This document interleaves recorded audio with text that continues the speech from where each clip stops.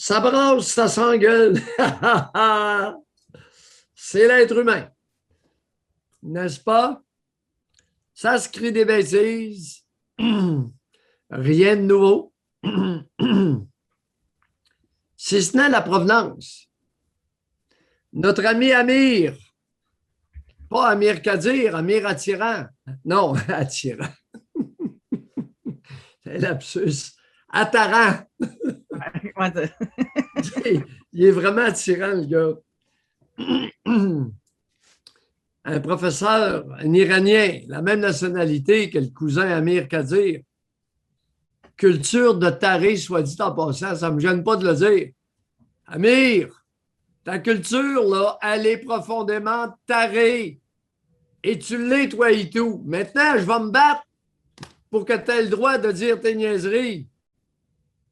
Tu as le droit de traiter le premier ministre du Québec, le gars de suprémaciste blanc. Tu as le droit de traiter les Canadiens français de racistes. Tu as tous ces droits-là. La Charte des droits te le permet, mon coco.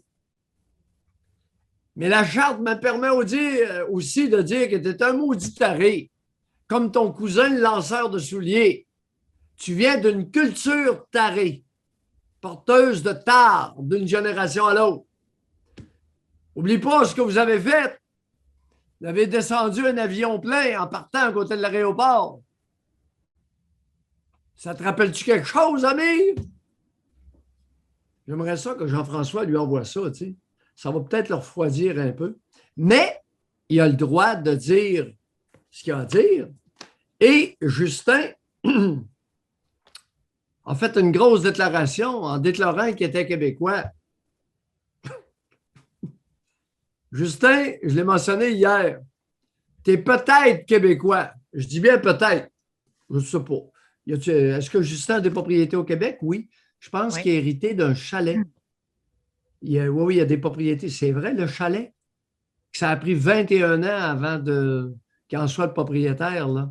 Il n'y a pas un chalet, lui, en Outaouais? Quelque chose de chic que son père lui aurait laissé? Mais il n'y avait pas de quoi à Montréal non plus? Ou ça, c'est quand il était député seulement? C'est pas de naissance? Je ne sais pas. Donc, l'affaire du chalet, ouais.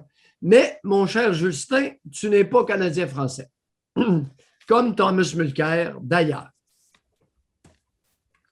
Parce que Thomas Mulcair, il est né en Ontario, puis même si Jeanne, sa mère, était une Canadienne-Française, ils ont adopté le style canadien, ça les regarde. C'est pas de mes affaires. Ouais, son lieu de naissance, c'est Ottawa. Oui, oui. Il est né à l'hôpital. Justin Trudeau, là, c'est ça. En plus? Justin Trudeau, lieu de naissance, Ottawa. Oui, mais il peut être québécois parce que propriétaire habitant le territoire. Mais ce n'est pas un Canadien français. Sa mère, c'est une anglophone de Vancouver qui vit en Ontario, je crois. Alors, ceci étant dit, demander des excuses. Veux-tu pas que Plamondon, le chef du PQ, réclame des excuses puis essaie de faire des pressions auprès du recteur Frémont de l'Université d'Ottawa pour que le type perde sa job. Non, ça je ne trouve pas ça correct. Plamondon est dans le champ 100 000 $. Parce que Amir Attaran, il a le droit de dire des niaiseries. Il a le droit de t'insulter. Il a le droit de t'offenser. Oui, il a le droit. Laisse-le tranquille. Il n'y a pas d'excuse à te fournir.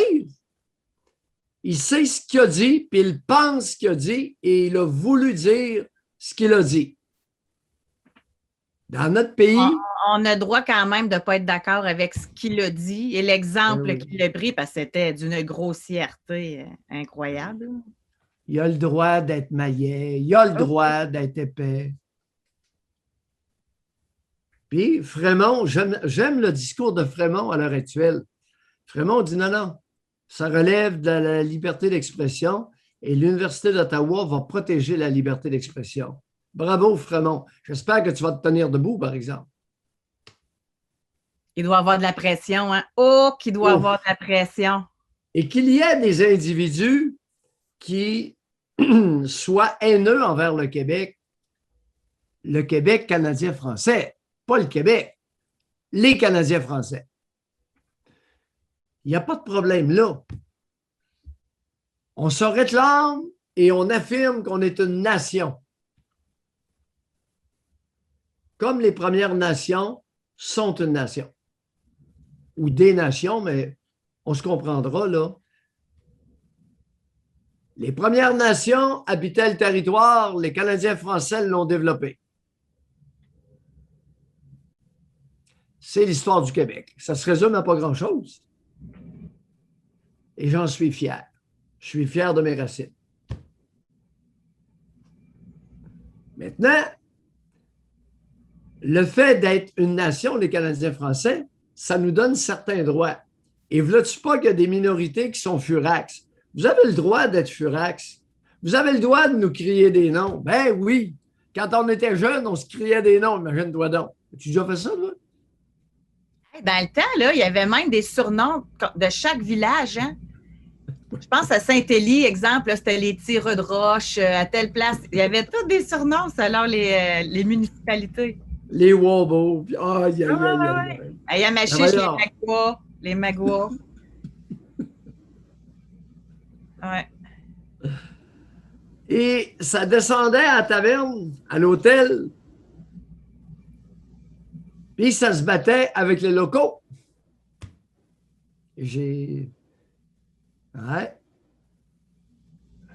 Ça fait partie de l'histoire de la nation canadienne-française, ça, entre eux.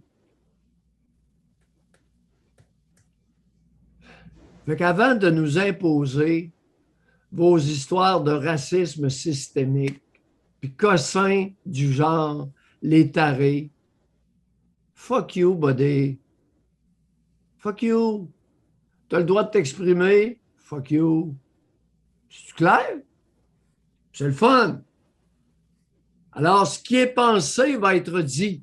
Ce qui est pensé dans le Canada anglais va être mis en mots. Ben oui, c'est là. Les amis, qu'en dites-vous? Ceci étant dit, violence conjugale. Je suis contente que vous en parliez. OK, mais juste avant, je m'étais pris une note justement, mais juste avant là-dessus, c'est confrontant. Hier, il y a quelqu'un dans l'émission qui a parlé de la liberté de parole, la liberté tout court. Mais moi, je fais une confidence, c'est confrontant. On est là-dedans, là.